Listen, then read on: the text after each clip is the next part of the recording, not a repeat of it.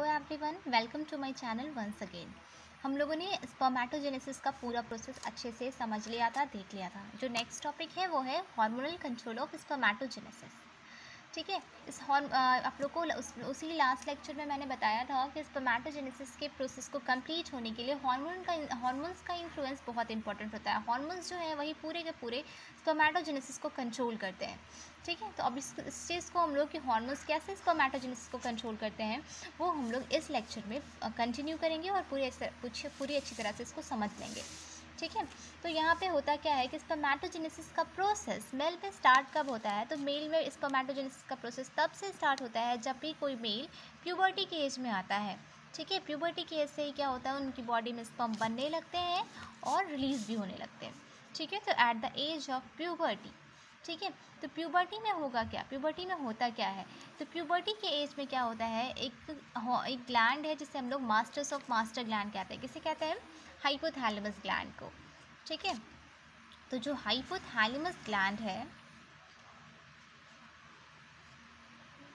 ये hypothalamus gland at the age of puberty release करता है, क्या रिलीज करता है ये रिलीज करता है GnRH। क्या रिलीज करता है ये? Release GnRH, gonadotropin releasing hormones. Hypothalamus release करेगा क्या? GnRH, और ये GnRH जो है वो स्टिमुलेट करते हैं जाकर के एंटीरियर पिट्यूटरी ग्लैंड को। पिट्यूटरी ग्लैंड के बारे में बताया गया था आप लोगों को, 11वीं क्लास में हम लोगों ने सारे ग्लैंड्स के बारे में पढ़ा है। ठीक है, तो जो एंटीरियर पिट्यूटरी ग्लैंड का दो पार्ट होता है, एंटीरियर एंड पोस्टीरियर, एंड दोनों से डिफरेंट हार्मोन्स रिलीज होते हैं। तो पिट्यूटरी ग्लैंड का जो एंटीरियर पार्ट होता है एंड जिसे हम लोग एंटीरियर पिट्यूटरी बोलते हैं, उस पे जाकर के एक्ट करता है GnRH, और GnRH जो है वो जाकर के एंटीरियर पिट्यूटरी को स्टिमुलेट कराता है। क्यों स्टिमुलेट कराता है? ताकि एंटीरियर पिट्यूटरी से दो गोनाडोट्रोपिन्स रिलीज हो पाएँ। दो गोनाडोट्रोपिन्स किसको बोलेंगे हम लोग? गोनाडोट्रोपिन्स या फिर गोनाडोट्रोपिक हॉर्मोन्स। ठीक है, स्टिमुलेट कराता है ताकि एंटीरियर पिट्यूटरी जो है वो दो गोनाडोट्रोपिन्स को रिलीज कर सके। अब ये दो गोनाडोट्रोपिन्स होते क्या क्या हैं ये देखते हैं हम लोग। तो एंटीरियर पिट्यूटरी से रिलीज होते हैं दो गोनाडोट्रोपिन्स। अब ये कौन कौन से गोनाडोट्रोपिन्स होते हैं इसे यहाँ पे हम लोग देखेंगे और इनका क्या फंक्शन है ये भी। ठीक है, तो दो गोनाडोट्रोपिन्स रिलीज करता है एंटीरियर पिट्यूटरी। एक को हम लोग बोलते हैं LH। ठीक है, LH means what? Luteinizing hormone. Luteinising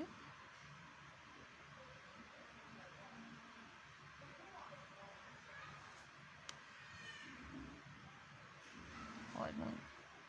ठीक है, और एक को हम लोग बोलते हैं FSH,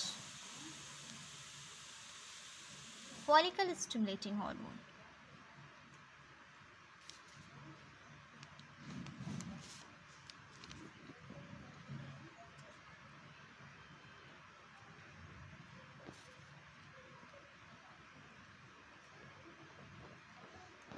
ठीक है, अब इन दोनों का फंक्शन क्या है ये देखते हैं।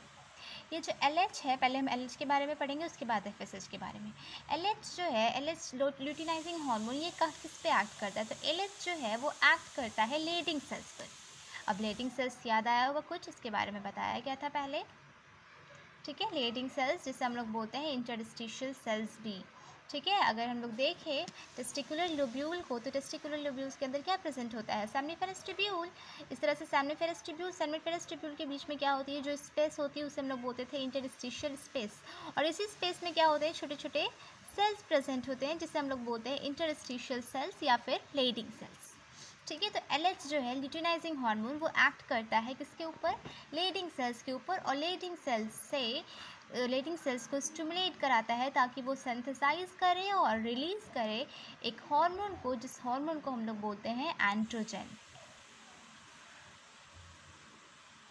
ठीक है, और एंड्रोजन को ही हम टेस्टोस्टेरॉन भी बोलते हैं।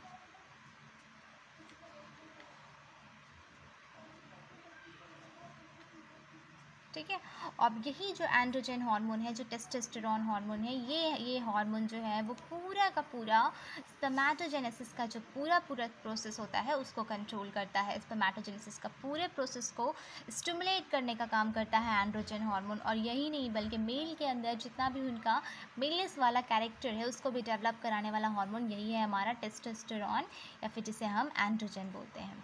ठीक है, जितना भी मेल का कैरेक्टर है, चाहे उनकी वॉइस का हार्डनेस हो, उनकी बॉडी का बॉडी उनकी मस्कुलर हो, उनके बोन्स ज़्यादा स्ट्रॉन्गर हो, उनकी चेस्ट कैविटी ज़्यादा ब्रॉडर हो, ये सब हम लोगों ने सेक्सुअल डाइमॉर्फिज्म में पढ़ा था। ठीक है, तो मेल के अंदर जितना भी मेल वाला जो कैरेक्टर है उसको डेवलप कराने वाला जो हार्मोन है एंड्रोजन या फिर टेस्टोस्टेरोन, ये कौन रिलीज़ करता है, कौन सिक्रीट करता है? तो ये सिक्रीट करते हैं लेडिंग सेल्स। लेडिंग सेल्स कैसे सिक्रीट कर पाते हैं? क्योंकि इनको कौन स्टिमुलेट करता है लेडिंग सेल्स को एंड्रोजन रिलीज़ करने के लिए? तो ये ल्यूटिनाइजिंग हार्मोन। ये ल्यूटिनाइजिंग हार्मोन्स कहाँ से रिलीज़ होते हैं? तो एंटीरियर पिट्यूटरी से। ठीक है, तो एंड्रोजन का फंक्शन क्या होगा कि ये स्टिमुलेट करेगा, स्टिमुलेट्स द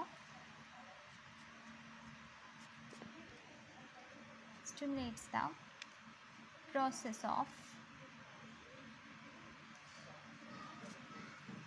spermatogenesis.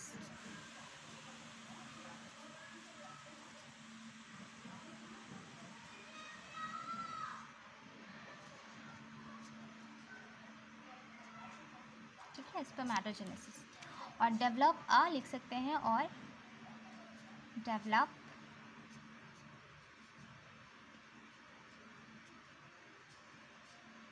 द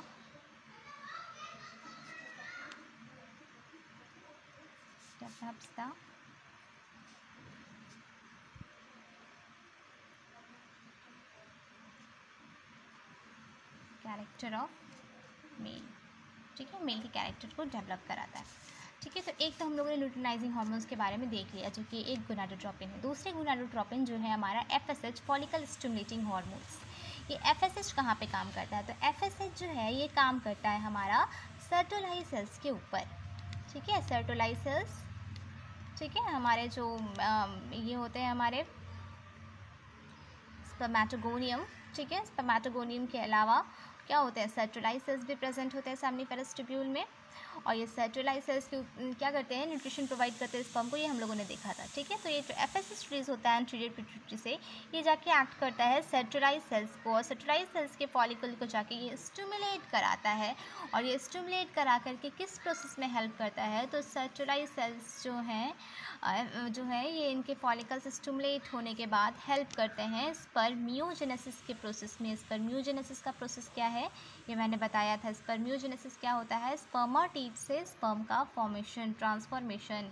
ठीक है, स्पर्मेटिड्स जब स्पर्म में ट्रांसफॉर्म हो जाए तो यही प्रोसेस क्या है? स्पर्मियोजेनेसिस। तो स्पर्मियोजेनेसिस कराने में हमारा कौन हेल्प करता है? तो FSH सर्टोलाई सेल्स के ऊपर काम करते हैं। सर्टोलाई सेल्स के जो हैं वो उनके फॉलिकल्स स्टिमुलेट होते हैं, और स्टिमुलेट होने के बाद स्पर्मियोजेनेसिस के प्रोसेस को आगे प्रोसीड करते हैं, उनको हेल्प करते हैं, स्पर्मेटिड्स को स्पर्म में कन्वर्ट करने में ये हेल्प करेंगे। ठीक है, तो यही है पूरा हार्मोनल कंट्रोल ऑफ स्पर्मेटोजेनेसिस। ठीक है, होप सबको समझ में आया होगा। यहाँ पे GnRH के बारे में भी लिखते हैं, इसको क्या बोलते हैं हम लोग? Gonadotropin releasing hormone.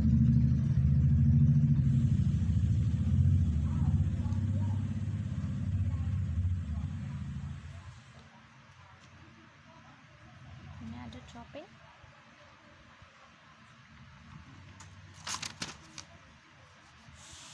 रिलीजिंग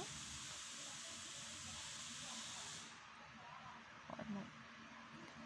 ठीक है, तो ये बहुत सिंपल था, होप सबको समझ में आया होगा। एंड को अच्छे से समझ में अगर सारे लेक्चर्स आ रहे हो तो आप सबको अच्छे से पढ़ो, याद करो, और वीडियो को लाइक करो, सब्सक्राइब करो चैनल को, और अपने फ्रेंड्स को शेयर करो। और इस लॉकडाउन में ज़्यादा से ज़्यादा पढ़ाई करो, क्योंकि अभी हमारे पास कोई ऑप्शन रहा नहीं है। Okay, thank you.